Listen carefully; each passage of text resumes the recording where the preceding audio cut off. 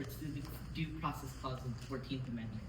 This violation occurred because third-party Mitchell allowed Detective Sachs to view the contents of Fromholz's personal laptop whilst inside Fromholz's room. In this search, there was no valid third-party consent from Mitchell.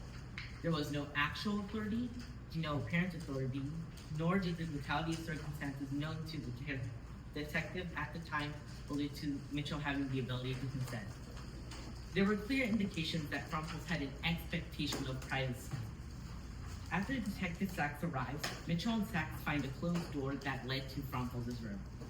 Fromholz's room contained Fromholz's laptop, and the location of this laptop inside his personal room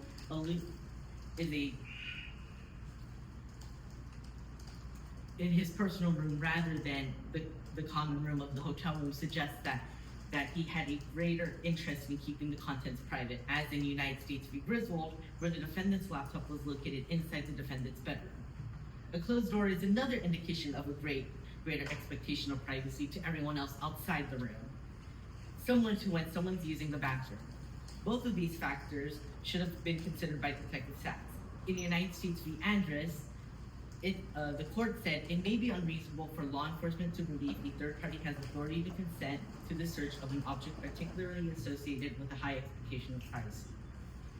Though Mitchell insisted he had access to the laptop, his own witness statement says on page 45, lines 7 to 8, that Haley never said specifically that I could use the laptop at any time.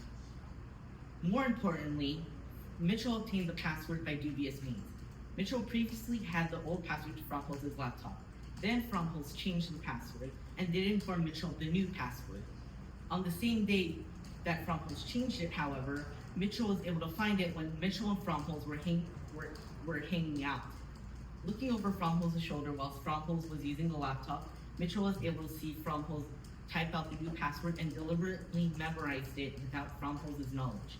Changing the password without telling anyone shows Fromholz expected anything on his laptop to be private and that nobody else outside of himself would have been able to access it. Detective Sachs accepted Mitchell's invitation into Fromholz's room and sees Fromholz's personal laptop on the bed, completely closed and shut down.